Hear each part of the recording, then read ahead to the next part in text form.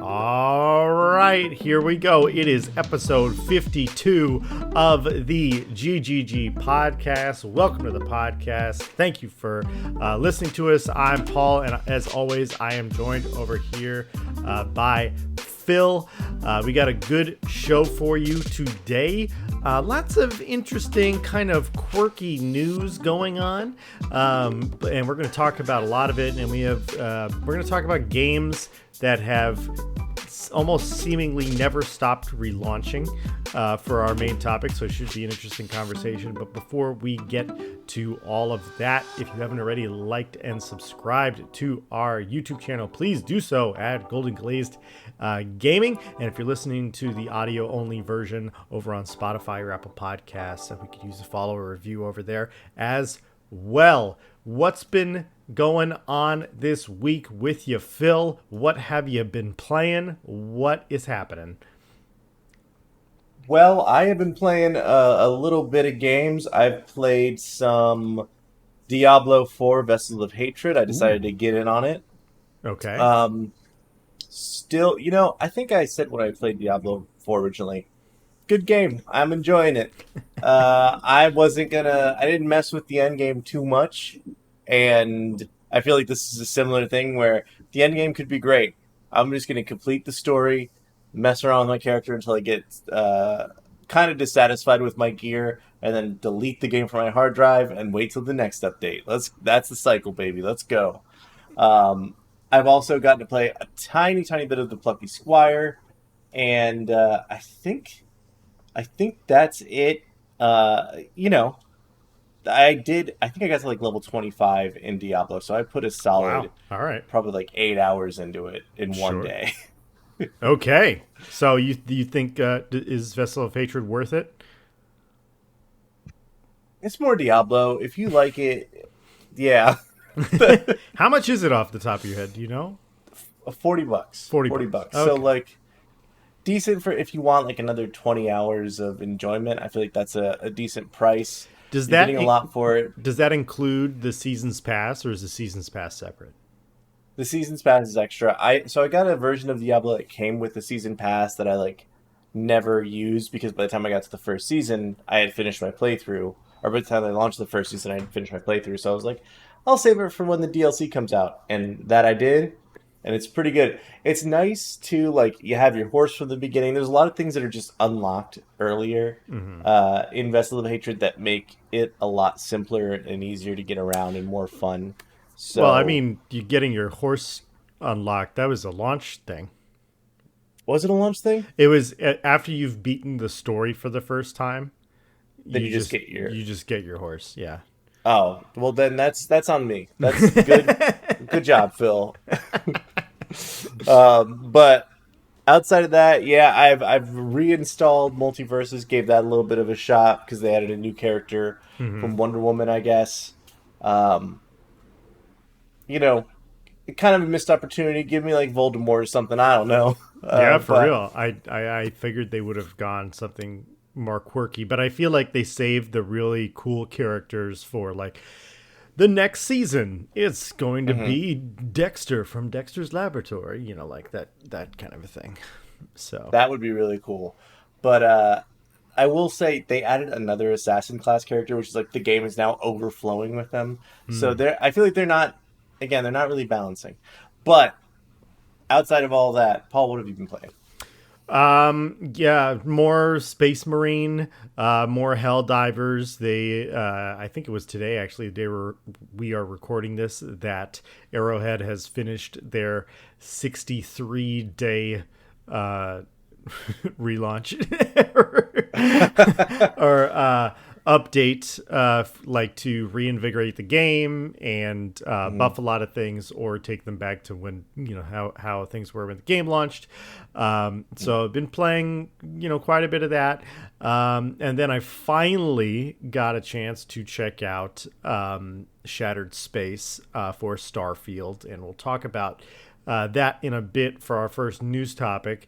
And then something very weird happened where I don't know, like I've been craving kind of like like I re-downloaded Assassin's Creed Valhalla. That's what happened.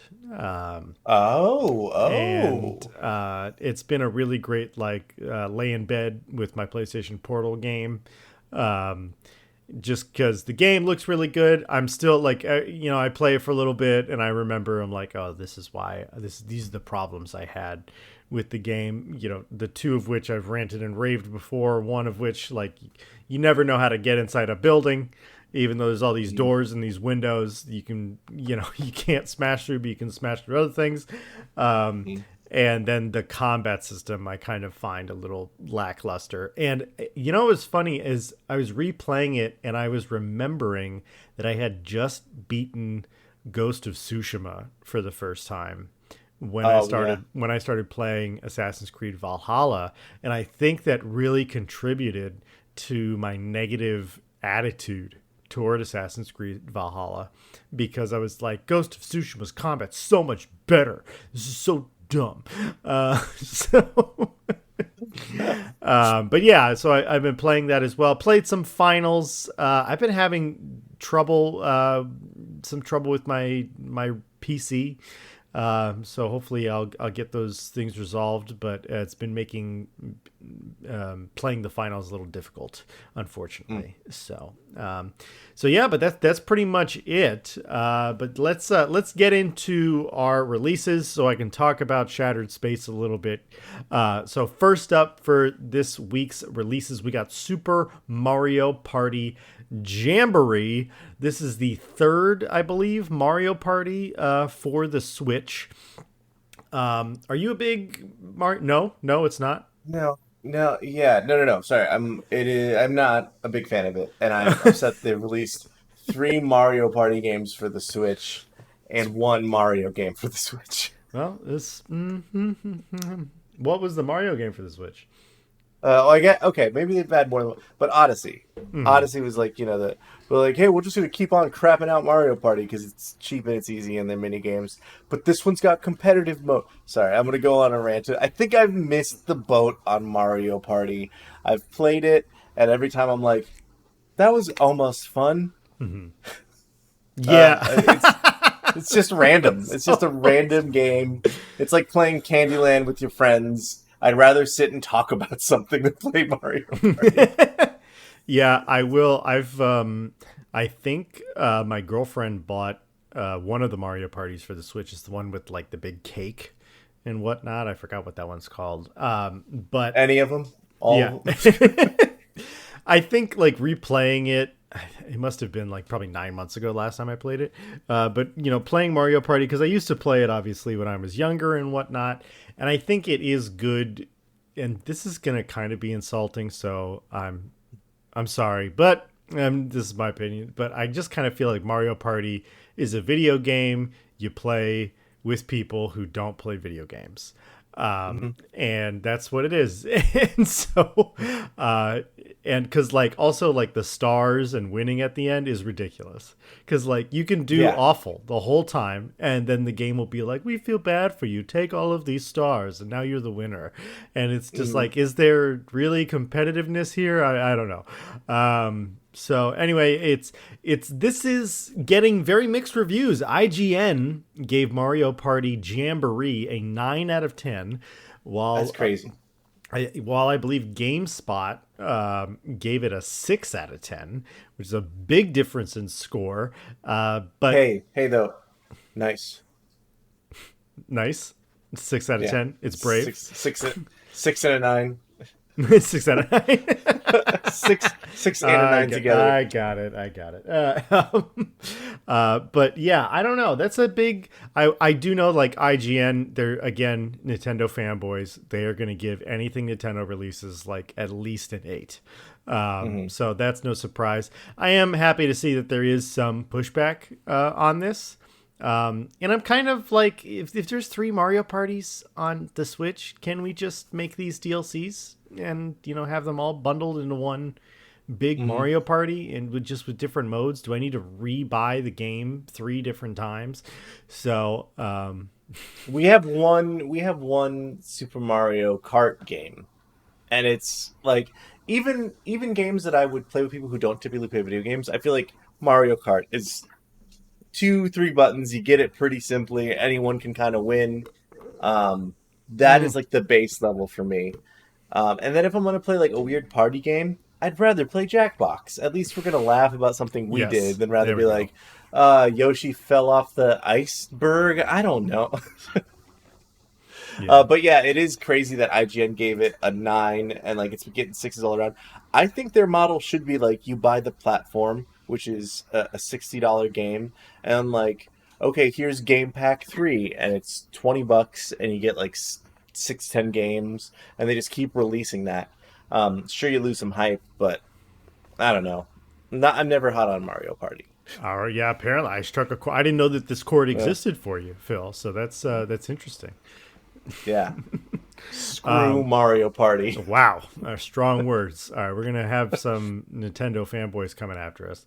All right. So the other release, or should I say relaunch, is New World Aeternum. Am I saying that right, Phil? New World Aeternum? I think Aeternum or Aeternum. Aeternum. Yeah, so this is a kind of an expansion, but also it's now like the new version of New World. And by New Worlds, we are talking about Amazon's MMO that released a few years ago. I bought New World a while back and played it a bit with my girlfriend. I'm not a big MMO guy, and so I played for about 9 hours and I just never went back to it.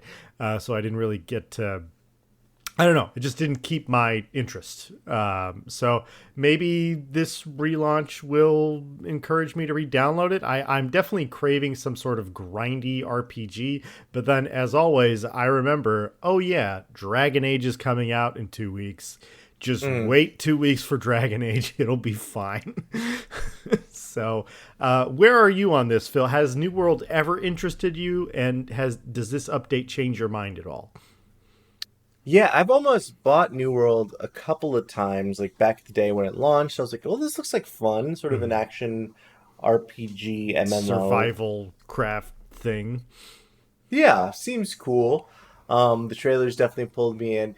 But then I have since waited and been like, I don't know. This relaunch makes me curious as to like what they did and if it's gonna be things that I care about, right? Like if I don't know, as long as the gameplay loops are good, I could see myself getting in on one of these games. But then it also becomes a thing of like, well, do I have more time to invest in this? Am I gonna find people that I play with? Am I gonna be able to link up our schedules to play? Right. So I think for most MMO games like this, it does kind of like fall to the wayside for me in terms of, unless it's like on a $20 sale, maybe I will grab it. I think I got it for like 23 on a sale, so it's gotten that low before. So it likes to get low. I will say if the reviews come out pretty strongly, like I do like a relaunch like this because it means they figured some stuff out. They put some things together. Are those things I'm going to be interested in, or are those things that are like better suited for other people? We'll have to see. But yeah, that's about where I sit on New World. Yeah, I think I'm like, because I already own it. I know that there's like a new pack that they've released you probably should buy if you're jumping back into the game. But because I've already owned it, I'm like, maybe I should re-download it.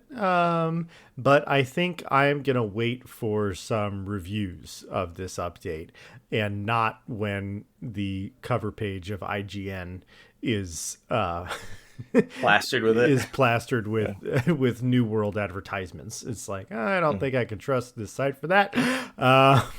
So yeah. Interesting, but like I we watched the trailer before we started recording today, and the trailer was just kind of all over the place, and it looked really cool, the stuff that it was showing, but there was no story or anything to kind of, strange word, but titillate me. So yeah, I don't know. I don't know what I'm getting invested in here. And I think the last time I stopped playing New World is because I got sick of the quest loop, because it just felt very, very much like most like classic MMOs. like, World of Warcraft. And I'm not criticizing World of Warcraft because it's an older game, and these is just what quests were, which is like, go collect 5 of these things, and then go collect 10 of these things, and then go deliver them to this guy in this village. And it was just that quest loop over and over again that I just kind of got sick of. So I don't know if this revamp gets some good reviews, I think I'll re-download it and check it out, but I am not convinced just yet. Yeah, I definitely think there is, some excitement to be had if you're into this. Yeah.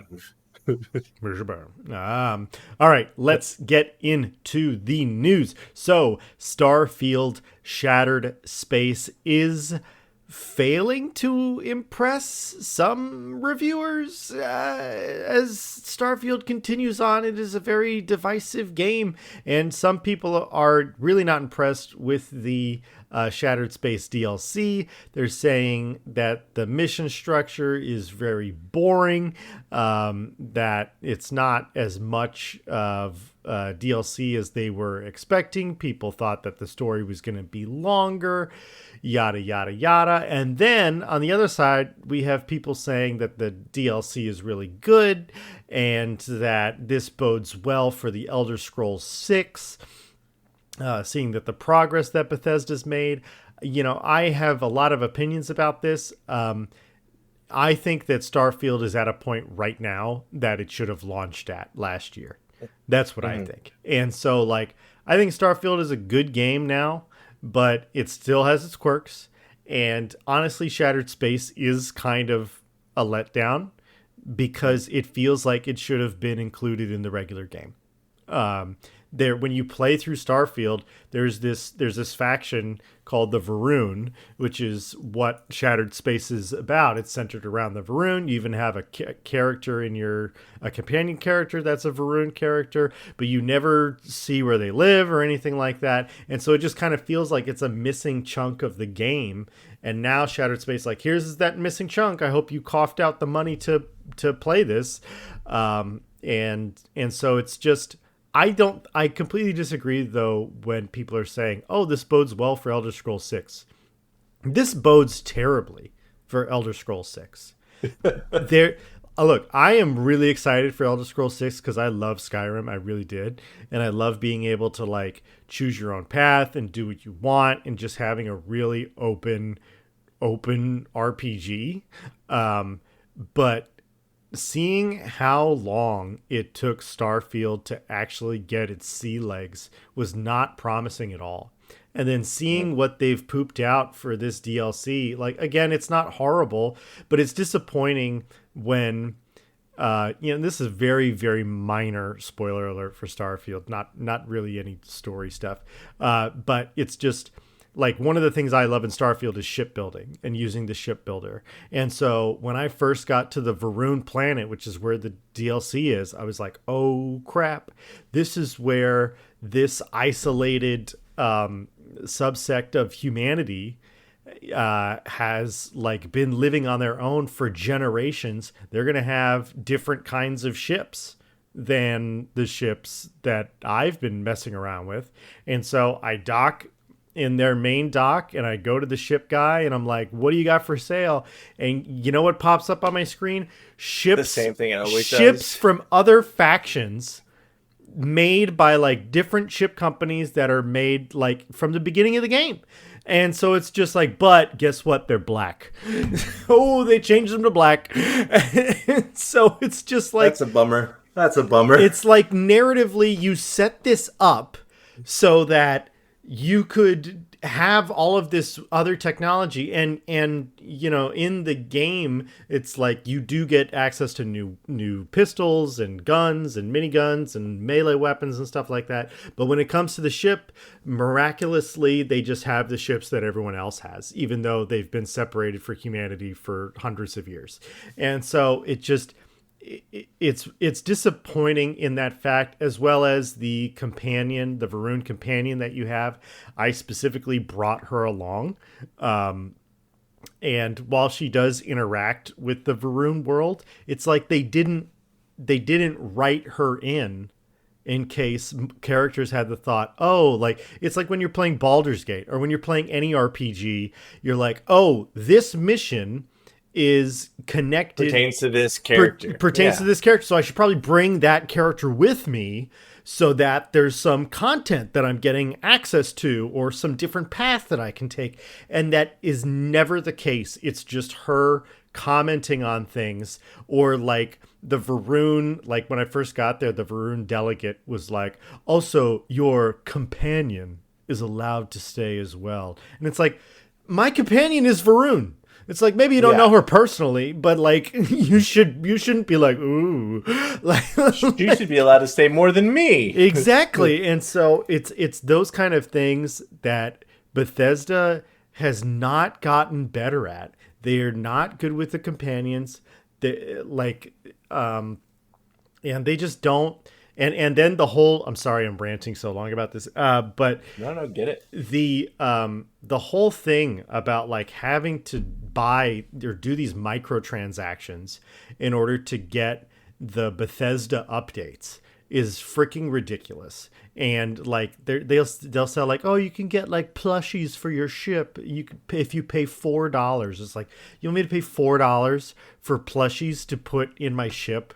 Like, what are you talking about? And then there's other content, like they added the bounty hunting faction, and then they unlocked the first mission, but the rest of it is locked behind a paywall. And it's like, this is content that was in the game originally that you guys didn't finish. And now I have to pay for it in order to access something that was supposed to be there at launch. And so it's really aggravating. And like, I don't mind like doing microtransactions for the different like things that they add, but actually add things to the game instead of finishing the game and having me pay you to finish the game.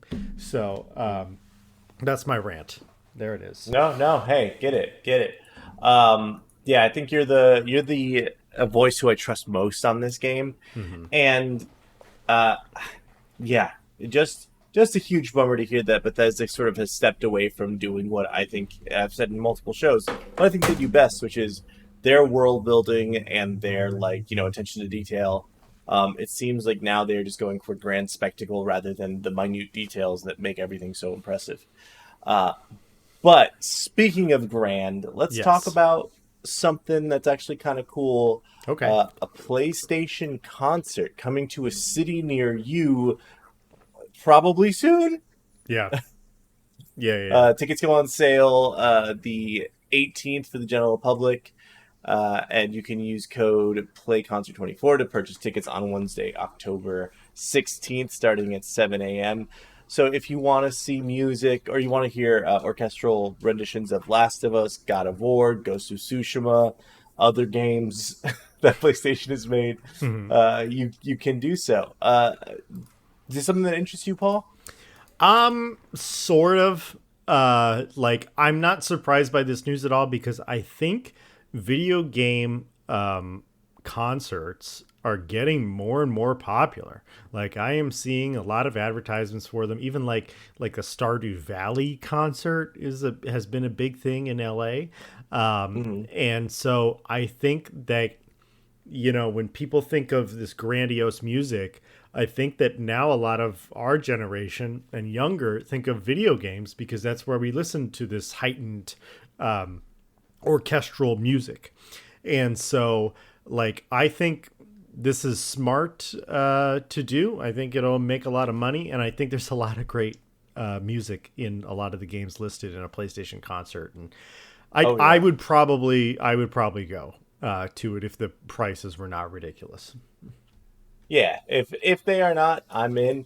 Ghost of Tsushima, I think, would probably be like I think they do a lot of cool visual stuff also during these concerts, with screens and everything. So I think that would probably be the most thrilling one to be there for. Also, if they get a choir of deep-throated men's voices to do the God of War. Hamburger, cheeseburger. Or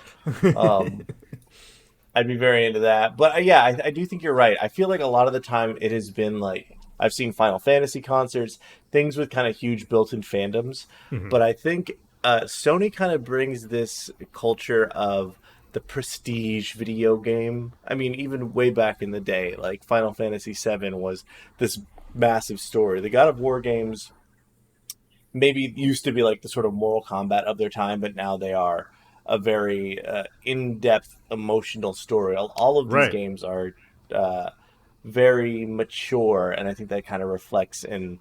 Oh, do you want to hear all of this played in a really thoughtful, uh, mature way? I think that's pretty cool. Yeah, I mean, Sony is the king of single player games, and the market has allowed them to do that because everyone else has switched over to this. How do we make a game last forever as a live service? And Hmm. so, like the music and stuff like that is not as important. And with God of War, it's like we're writing a narrative. How do we write music that fits this narrative in this moment instead of how do we write music for the loading screen while people are spawning in, you know? And so I, yeah, I think this is really cool. I think it's really cool. I'll see when it's happening in LA, which I'm sure will be one of the first cities it's at. And yeah, skaboopy. Um, Moving on. just the one where we're just like, yeah, that's nice. That's the story. Yep. You know what? I think this one might be another one of those. Sand, the sort of I'm trying to think of the a Sea of Thieves like, but in a post, not even a post, like a steampunk desert Like setting. a desert Uh, Howl's Moving Castle. Yeah. PvP yes, yeah.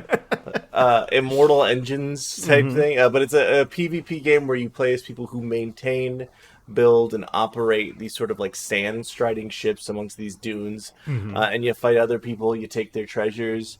It seems really fun and kind of goofy in all the right ways. And it is part of Steam Next Fest. So there's a lot of games right now with demos for games that will be coming out in the next couple of months or the next year. Hmm. Steam Next Fest is a pretty cool thing because I feel like they're bringing demos back. And we'll talk about Yes. another demo a little bit later, but Yes, yes. um, I think we're gonna have to try this one out because Sand hit on our radar a while ago. Like it Hmm. just seems like a really cool concept for a game. Yeah, I mean, it's really unique. And that's again like we're kind of in a market where we're struggling for unique right now, and most of the unique things are coming out like as indie games and PC on PC. But even that, we're getting like just a lot of repeats. Like the amount of like cozy game explosion that's happened, and we're getting a Hmm. lot of like crappy cozy games instead of good ones. Hmm. So, but Lord of the yeah, Rings: The Shire. Lord of the Rings: Return to Moria. So I bought that eventually, and I was very disappointed. Couldn't play more than 2 hours. It was so bad. But anyway, yeah, Sand. It looks really unique. Looks really interesting, and this is the kind of game that I probably wouldn't pick up. But because there is a demo, it changes my perspective on it. It's like, okay, I can download it for free, I can try it, and if I like it, then I can buy it. And it's like I have always Yeah. been a big proponent of demos. They, back in the old days, that's how games, marketed themselves, is they would have demos. But now Hmm. most games don't do that anymore. So, yeah. Yeah. Pretty Random. cool thing to see happening. Yes. Yes, yes, yes. A kind of cool, but kind of weird and kind of disappointing thing to see happening is the new Destiny mobile game. That's right. No Destiny 3 people. We are getting Destiny, what is it? Destiny Rising. Rising, The the most generic thing you could say, like as a subtext or a subtitle to a game. Metal Gear. Yes. Yeah. Yeah, there along with this announcement comes a trailer. And I will say the graphics look good. And I don't know. This is weird because I'm very disappointed by this news. First of all, I should point out that it's being made by the people who did Diablo Immortal, and Interesting. I will hats off a little bit. Diablo Immortal is one of the best mobile games I've ever played. So I will say, like, for a mobile company, they do good work.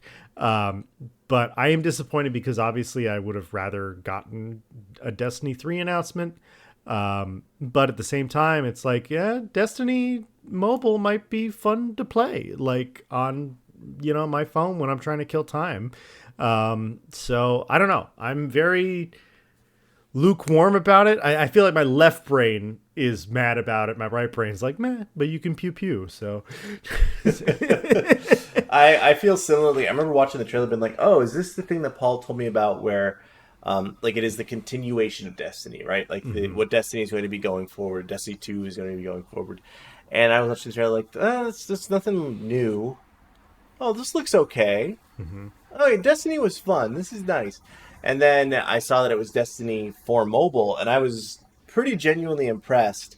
But, as myself, I really don't like mobile games, like especially first-person shooters, anything like that. right. I thought it was going to be like a third-person Destiny game for a minute. Like there's a sequence where they show you the third-person view for Oh like my a God, second. please. But probably That would have been so much fun. Yeah.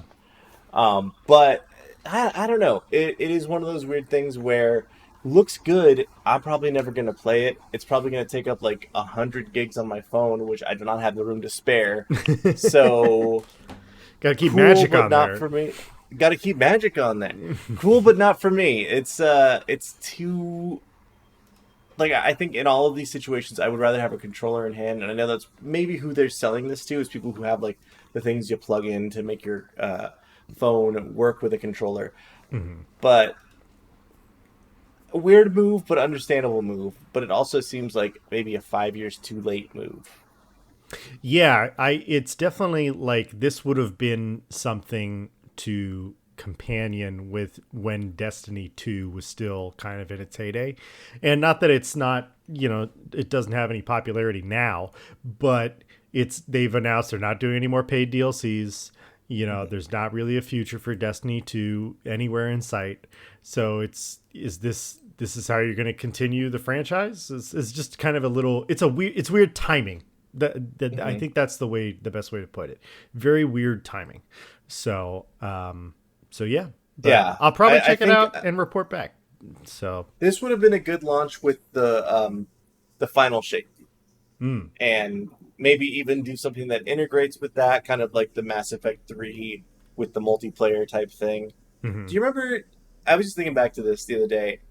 Games, like at the time in games media, when every game had to have some sort of multiplayer cooked into it. yeah, I remember that. And we got some cool stuff out of it, like The Last of Us, the survival mode or whatever that was. Yeah. I missed that time in a weird way, as opposed to like everything having a battle pass. Yeah, I mean, I think like that's what's been very refreshing about Space Marine. Not that Space Marine is an exceptional game, but it feels very much in that vein of that 2010s classic game where it's like, all right, there's a single player, there's a multiplayer, and there's a cooperative mode. And that was the format, and like that was the standard of what you had to have in a AAA game back then. And now it's like the single player is really mixed into this MMO thing, and there's a game mode where you can play cooperatively, but it's all factored in with the RNG, and it's just all convoluted, and it's to keep you playing the game for as much time as humanly possible, and so that is a bit disappointing. So all right, well, let's press on. So Dragon Age, we got a lot of quirky little details about Dragon Age Veilguard this week. Most notably, you posted the PC requirements. Is that right, Phil? Yeah, that is right. Are you going to be getting this on PC, you think? It's a tough one. I was thinking about it, but I also realize that I've got some PlayStation Store money to use, so I'm probably going to get it on there. I think this could be a good like coucher RPG. You know what I mean? You sit back and just enjoy. It's not like I'm playing Diablo where my clicks matter that much, and I kind of think a controller will be a good way to experience Diablo this. on console. I know PC people don't want to hear this, but Diablo on console is really great, and Really? I would say it's almost feels better on a controller. Which of course you can play on a controller on your PC, but yeah, yeah. Actually, that sounds about right. I did play Diablo 3 on a controller, and it was great.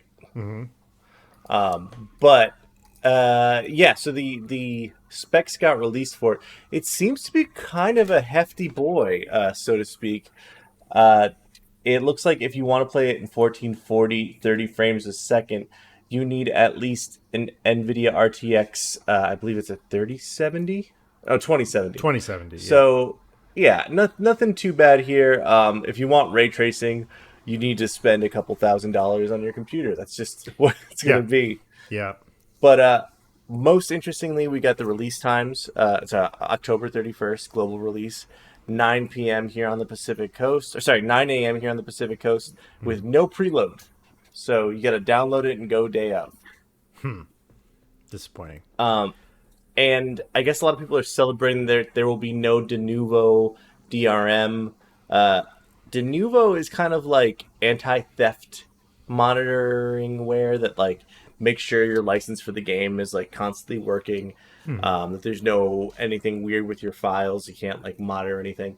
And Denuvo a lot of the times makes people upset. I think because some people want to be able to steal the game, but mostly it takes a big drive or big draw on your RAM and can really slow the game down, mess it up, make it look choppy. It usually takes a couple of patches for a Denuvo game to be running at the 60 frames a second you were told you would get on the box. Sure. So that's the big news for it. Kind of bummed there's no preload. I always get excited to have that. Yeah, that is a little weird. Is it because what day is October 31st? It's a Thursday. Yeah, I don't know. That's a little weird. Maybe they couldn't coordinate it with the store or whatnot, or maybe they're just taking this time to be like, we want to make sure it is the most updated version of the game possible. So we will be releasing an update, right before we allow people, right before it releases. So yeah. Well, the interesting thing is there's preload on Xbox Series X and S and PlayStation. Weirdly enough, the Xbox Series S you can start downloading today, right now. Oh, wow. And PlayStation 5, October 29th at 9 a.m. So. Interesting. Okay, so it's just a PC thing. Just a PC thing. Maybe because there's no, like, anti-theft DRM. They don't want people changing their clocks or whatever. I see. Swooping their computer. That's a very good point.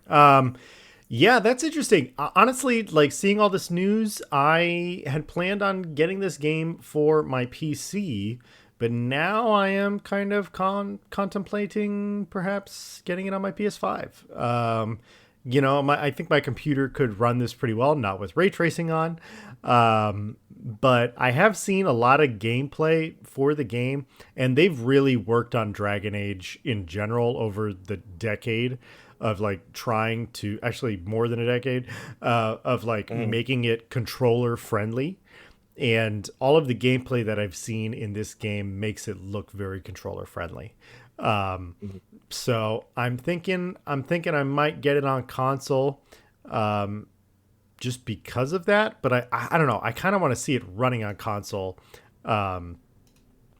If you know what I mean, like just like a little graphics demo or something. So if I know that it's going to be 60, like if I could play it in 60 frames a second, just in general at all, with the type of combat that they're saying that game has in it, I think that's what I'm going to need to see before I hard commit to getting it on PlayStation. Yeah, but if anything, it's just telling me I need to do more research on Dragon Age Veilguard so I can be experiencing it the best way, because I will be playing this on Halloween, so help me. I am in costume, just playing some sweet RPG. Yeah, I'll put some cat ears on or something. So there we go. All right, let's press on to Marvel's Blade. This is kind of a no news kind of a story, but a while ago we got an announcement for a Marvel's Blade video game.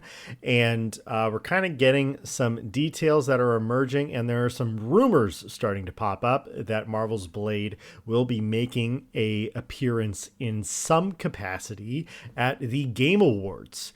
So we could be hearing about it there. And so just a couple of the details that have come out so far is that the game is going to be taking place in Paris. So that is pretty interesting. And there are, again, a lot of rumors here, a lot of stuff floating around, but this game was originally meant to be an exclusive on Xbox and PC, but with the recent business with Microsoft and them giving up, transitioning, it sounds like that Marvel's Blade will be coming to PlayStation as well. At the very least, it'll be a delayed PlayStation release. So that's good. I think that Blade is a great character for a Marvel video game. I think it just really has to be handled the right way. I think we've already seen it's kind of a more comic booky take than it is like a realistic take, like the Marvel Spider-Man games have been that we like so much. I don't know. What are you hoping for in a Marvel's Blade game, Phil? Well, I think the closest analog for something I could hope for would be like Dishonored. Okay. A game where you are kind of a cool, sneaky badass with some superpowers, but you have to rely on your wits and your stealth and your combat to get out of situations. Good news is it is Arcane Studios who is working on Blade, which were the people who made Dishonored, and with some less success. I can't even remember the name of the game. I was going to say Until Dawn, but that's just another flop. They made that vampire game that came out and then kind of got ditched by Microsoft. They were like, Yeah, no, we'll finish it, and that's all they did. yeah. But yeah, I think that's what I would hope for. I want like a third-person Dishonored in a full city that feels kind of like Blade 1. I think like if you could capture the feeling of anything, I'd say Blade 1. Make it a little bit more steampunk, make it a little bit more French, and I'm in. Yeah, I'd kind of really, I know with the Spider-Man route, they didn't go the origin story because, Spider-Man's so well known, he's so well established, but I kind of would like a Blade origin story, but with him being in Paris, it kind of seems like he's on a mission over there.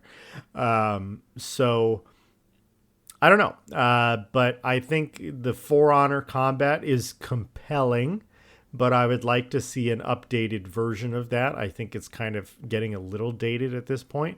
But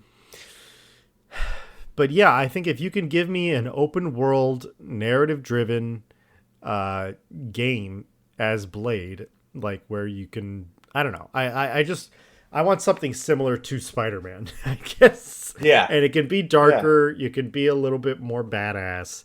But give me something like Spider-Man and you will have a lot of success. Honestly, it might even play a little bit like Assassin's Creed, to be honest with you. But I think it might work better with kind of that God of War over the shoulder like perspective with Blade. Because he's not Spider-Man. He's not going to be, flying through the air constantly and, swinging all over the places. So, I mean, if you could do something like Assassin's Creed, but you could just jump super big so you can actually clear between buildings, that would be really, really fun. Or something that just makes you feel like that first Blade movie, that first sort of introduction a lot of us got to Blade of like, look at this dude. He's like a super cool ninja, but he's also a vampire, so he's got some vampire powers, and he knows how to kill those vampires, which is also very handy. I think, like, in terms of this game, it would be cool to see, like, you starting out as Blade, who maybe this is his second or third mission. He's not super familiar yet, but he's, like, learning about, like, oh, I can put garlic on my sword and, like, do more damage, or, like, he's unlocking different weapons. Yeah, I want it to be the origin story of how he got that cool like blade. Sure. That, like, yeah. And how mother fathers are always trying to ice skate uphill. I think the tools specifically would be really fun. where it's like you Yeah. kind of have that Batman-esque, Arkham-esque, like, oh, now I got the explosive gel, and now I got this special batarang thing, but blade Mm. stuff, and you could actually be killing people instead of doing the Batman thing. Yes. All right, let's get through our last story this week. So Delta Force, that we've talked about in the past, it's got a free demo going on right now. That's the other demo next to Sand Phil was talking about, and it is surprisingly getting a good amount of attention with over 200,000 concurrent players right now. Delta Force is shaking it up, and it is actually a competitor to games like Battlefield. I'm a little, I probably shouldn't say Call of Duty, because I feel Call of Duty is more arcadey than people want Yeah. to acknowledge. It's not really like a war or battle simulator, I would say. Maybe the campaign is, but definitely not the multiplayer. And so Delta Force is really leaning into not realistic per se, but closer to realism and a little less arcadey, and it's having some success. So I don't know. I've thought about picking this up, but the problem is for me is I just don't really know a lot of people who are into this type of game, and it seems Hmm. like the type of game you want to go in with the squad. Yeah. So I don't know. How are you feeling about this game, Phil? I think pretty good. I especially like that they have a demo. Like we are missing a Battlefield game in that space. I remember some of my most fond memories, more than Call of Duty, was Hmm. playing Battlefield with my friends, and like it really felt like a victory when you would push someone back or like achieve an objective through Yeah. teamwork, versus just sort of like the Twitch reactions that you have in Call of Duty. So if this Right. game can offer that and like really get us back in that direction, I think it'd be a pretty popular thing. My only holdback is that it is on Steam, and it's kind of hard to get your gang together to be like, everybody's got a good computer, let's roll. Yeah, I heard that the specs required to run it aren't that high, so that's kind of good. And then I do want to correct myself. Sorry, I said 200,000. It is 20,000. So there's a big difference. Mm. Still very impressive for the game, and happy for them. So yeah, I don't know. After I played X Defiant for a while, I was kind of like, I could use another competitive shooter that feels a little bit more battly. So maybe I'll do this. Ooh, excuse me, I said X Defiant and I got bored. No, I'm just Mm. kidding. It does look to be like built in. I mean, it looks next gen in the sense that like I think it's built in Unreal 5, so it's Hmm. got a lot of beautiful lighting. The physics of it are pretty cool. In the trailer, like you can destroy pretty much any building, which I think is we're all kind of spoiled by that in a lot of games, but most notably Fortnite. That is like one of the things that makes it so interesting. Like, Hmm. oh, I'm just gonna shoot that wall that guy's behind and destroy it. Right, Cool. right. So, yeah, very excited to give this one a shot. I just pretty much am now battling with my computer for space. That is, as Same. long as it's not too big. Yeah, same here, man. I think I need a third hard drive at this point. So yeah. All right. Well, let's get into our main topic that I'm actually pretty excited to talk about. So, no big story broke this week. And so, for the main topic this week, we're going to talk about game launches, and particularly when games are relaunched or when games take a while to get to the point where they actually feel like completed. I brought up Starfield. I think also another great example of this is Cyberpunk. Hmm. That's a Oh game yeah. that it really took like 2 years, 3 years for it to really be fully completed. And so, and I think we see a lot of this all over the place with New World. Even Diablo has gone through so many updates with its Vessel of Mm. Hatred thing. I I, mean, No Man's Sky is pretty notably famous for this. That game is yeah. not done, but it had its initial launch. It got a lot of flack, I think, possibly deservedly so. Hmm. And then they have been chunk by chunk just releasing more and more of the original game that they kind of promised. Yeah. To now, it is a completely different game, and I think it is sold more as like, "Hey, we know what this is." A lot of people have gotten it to be that. Yeah. Um, I guess the thing is like this seems to happen a lot in the industry. Um, And when it's troubling to me is when it is big companies doing this, like your Hmm. EAs, your Ubisofts, now your Totally. Epics, um, because it feels like so you didn't have the money to QA or you had no like finger on the pulse that fans wouldn't enjoy this. Hmm. Um, because I do think you can make the argument that Baldur's Gate 3 had a lot of time in early access. A lot of games have time in early access where they get people to play the game, they get their responses. For indie devs, for PC games, I have a little bit less like problem with it because like okay, you're paying a little bit less for early access, and Yeah. then we will launch the full game, but you're kind of getting like a double dose of hype, Hmm. which is I think the similar value here. Yeah. Yeah, I totally agree about the indie thing. It's like I like indie companies, they need that money coming in. So it Mm-hmm. makes sense that you want to release an early access. And look, before we go on this route of, complaining that games aren't finished, like I do want to say, like, I understand video games are a lot harder to make now, or I wouldn't say harder, but they're more complicated because they have so many different things involved in them. But I do feel like what takes priority in a lot of these games is establishing their microtransaction live service crap Mm-hmm. instead of finishing the game first and then adding that microtransaction stuff after the fact. Like with Starfield, like they added the microtransactions in long before they released this DLC. Mm-hmm. And like I hate that. I hate that so much because the game was never finished. And Yeah. like we're talking about, like when I say the game's not finished, it's like when the game came out, there were no maps of areas. Like you Mm-hmm. couldn't open a map to see like I'm in this city right now. Where do I need to go?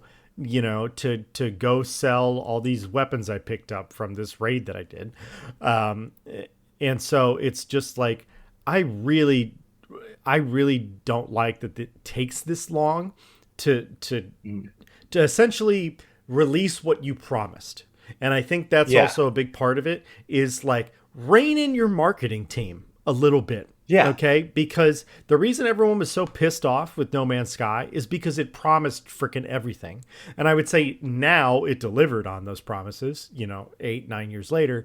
But it's like with Starfield, it's like they promised, oh, you can go to any planet and you can explore the entire planet. It's like, no, just say what it is. It's like you can go to any system and there are certain things on certain planets and you can procedurally generate an area if you want to like go mine for resources and do that. But you Mhm. can't explore the whole planet because it's a procedural thing. Yeah. And so I yeah, I don't know. It's some games you're allowed more leeway than others, but is what game really irks you or comes to mind when you're put off by this relaunch or this kind of never ending launch to a game? It feels like almost. Yeah. I mean, okay, I think the one that was weird for me was multiverses, which is, I've Yeah. big a big fan of that, played a good chunk of it. Uh and one of the things that upset me is that you could spend money in that game when it was still like when it was in its infancy Hmm. to unlock characters. I bought like a pack that gave me a certain number of character unlocks, and then the game went offline for a while and you couldn't play it anymore. And if that game had never released again, that's just money that like went away. There was no way for you to access the game. A lot of things that just wouldn't work. Right. And I think largely it doesn't irk me as much as it fills me with like a bit of hope that uh, the opposite end of the spectrum is like No Man's Sky launched as this game that promised a lot, because I think they were like, this is a bit of a tangent. No Man's Sky, I think, released the game and was like, hey, this is, if you play it this way, this is the game. You go to different planets, you could talk about the planets with your friends. Like that's the sort of, that was their sort of multiplayer experience. It's like everything is going to be different and unique. Granted, you're throwing in like more than 50% of the imagining on your end. Right. Um, but to their credit, after their backlash and after a lot of like tanked stock prices. They stuck with that game and made it into the promise that it was going to be. Mm-hmm. Um, yeah, I guess I don't know. Well, It does feel like Starfield is an example of one of those ones that's kind of upsetting. Where like release DLC, but the core game is still like very filled with problems. yeah, I mean, like I would say, No Man's Sky and Cyberpunk, CD Projekt Red, they're really the only two that I feel like they released a broken game that did not live up to expectations, and they completed their duty of fixing it. Mm-hmm. And like No Man's Sky even went above and beyond that because they've added so many other things that you never were expecting to see in that game. Mm-hmm. But like I also think a game that came to mind while you were talking about that to me was Skull and Bones. And Mm. I think like when I look at Skull and Bones, like again, I think that the game does have something there that people do refuse to see, like in the ship combat and everything like that. But I think in general, they were making a game that people did not want. And it Mm-hmm. wasn't that people didn't want Assassin's Creed Black Flag 2, which that game could have easily been, and you could have just called it Skull and Bones and ditched the Assassin's Creed title. Um, but what they did is they're like, we need to make this into a live service game. It has to Mm-hmm. be a live service game. And I think it's like, I don't think anybody needed Assassin's Creed Black Flag multiplayer. They didn't want that. What they wanted was a pirate game that's like Black Flag, and if you want to throw in a multiplayer mode, throw in a multiplayer mode. But because you led with this live service drive, it's everything's stripped out and you have to make everything work online and you have to figure out the RNG and the loot and everything. And so you're working on this game that people don't necessarily want because you're running after the money. And I think Yeah. that chasing the live service model for a lot of these companies is what is making these games release in such bad states. It's like, could you imagine how much better the Suicide Squad game would have been if it wasn't a live service game? You know, Yeah. if like it was a single player game, or you actually, okay, now you're playing as King Shark and you're not jumping around all over the place. It's actually specific gameplay to King Shark instead of this Yeah. template gameplay that we're going to apply to all the characters as if the Joker can fly around the city. And so I think that the live service model in general, people chasing Fortnite, it has really bogged the industry down, particularly Ubisoft. Oh yeah. And so, but other companies as well. So I think Fortnite is kind of like you said, chasing Fortnite. It is the model that was the most beneficial for their pivot, because that's their relaunch was kind of like a pivot. Like, okay, we're a wave based survival game. This is pretty fun, right? And then they saw that what is it? The battle royale Battle games Royale, yeah. were taking the world by storm. So like, we're gonna make that, and that is now their game. The rest of it is kind of like a cute little addition. Yeah. I think that like Suicide Squad is probably a game that I kind of wish would get a relaunch. Like, I wish that they would come back to it, take their time, and just be like, "Hey, we took the battle pass out. The game cost this," and then at the end you find out it wasn't the actual Justice League you were killing. Like, it's I feel like they could recoup some of their stuff there. But I guess this is my next question, Paul. If you were to wish for a game to get like a second shot with, another year of development time, what games that are out right now do you wish could have that? I mean, the obvious answer is Concord, but I'm going to try and dig a little deeper than that because I still think Concord is a good game, and I still think it will be relaunched. And I think that's why Sony pulled it so quickly. I think so, yeah. I think they would have tried to squeeze a little bit more money out of it if they had no option to relaunch Plans it. for it? Yeah, exactly. So, trying to think. Oh, you know what? But this is a bad answer because it's a live service game. but I would love Anthem to get another shot. I really enjoyed Anthem as kind of a, grindy Destiny-like game. It was not released in a done state. The servers had numerous problems. The game had numerous problems. The campaign wasn't done. It was a mess. But the gameplay and the exploration, in my opinion, were pretty freaking great. And like when you figured out a gameplay loop that's that cool, and you get all these customizations with your mech and your class and everything like that, like there's definitely something there that I miss and that I don't think I'm going to get again anytime soon.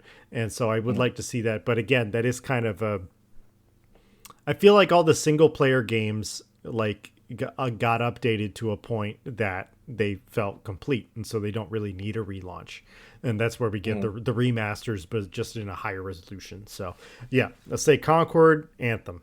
That's what I would say. Solid bets.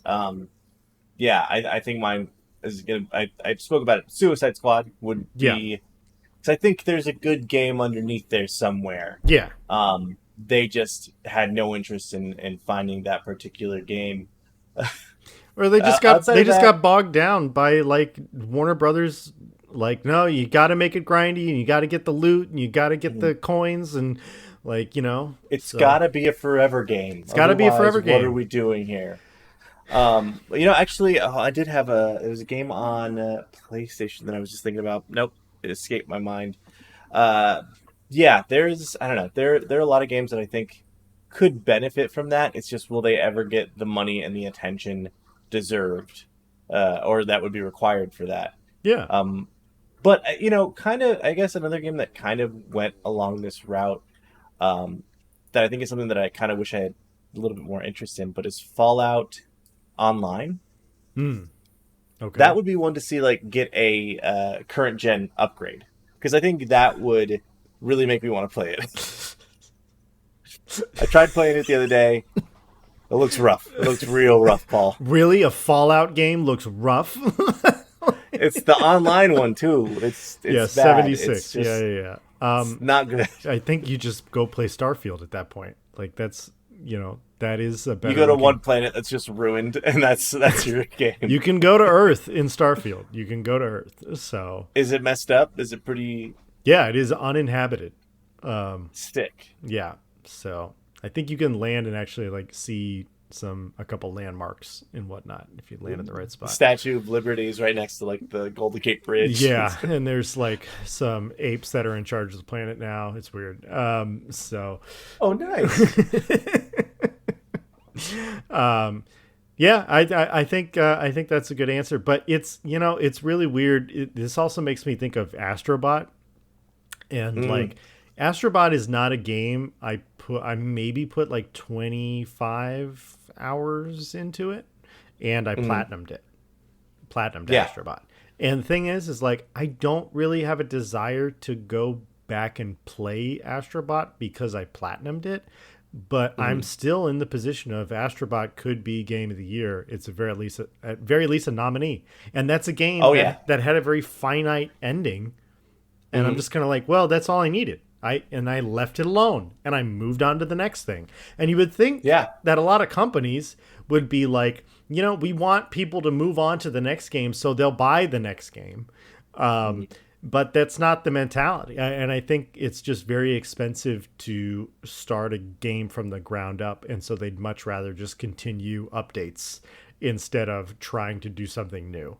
Well, everyone's trying to own the market as opposed to share the market, which is, I think, probably the problem just with life in general right now is that every company is trying to be everything. Every video game company is trying to be everything rather than just like, we made a game, it hits for a solid 2-3 months, we release DLC in a year that like gives another uptick, but other than that we're just working on the next game. And so what, someone's gonna buy Call of Duty, that's great.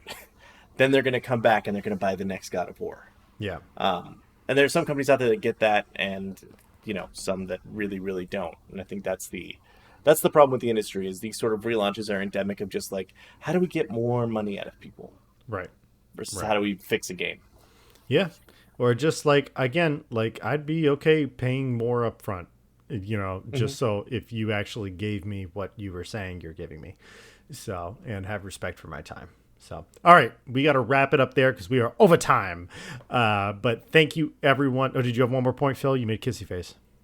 I went, ooh, like overtime. Okay. Ooh. All right. Well, that's going to do it. That was episode 52 of the GGG podcast. If you haven't already liked and subscribed to our YouTube channel, we would appreciate it. Got some new followers this week, so shout out to you guys. Some of you are listed as anonymous, so I can't do actual shout outs. Please, if you're listening to the audio only version, I'm all over the place. On Spotify or Apple Podcasts, give us a follow or a review over there. We would appreciate it. We will be back next week. One more week closer to Dragon Age. Hopefully it's as good as everyone seems to be saying that it is. I'm personally very excited. Yeah. Hey, EA. Probably you get a lot of people trying to review your game, but I think if you really wanted to do something revolutionary, you'd send us some codes to play the game. Yes. And to really get the hype out there. Also, EA, I will give you a good review if you send me the game for free. I have no scruples in that respect. This is not that kind of podcast. We're just talking about stuff. Yeah. So it'll be an ad. It's fine. All right. You heard him. You heard him, EA. So get back to us. All right. We'll talk to our producer. All right, everybody. Peace out. Have a good one.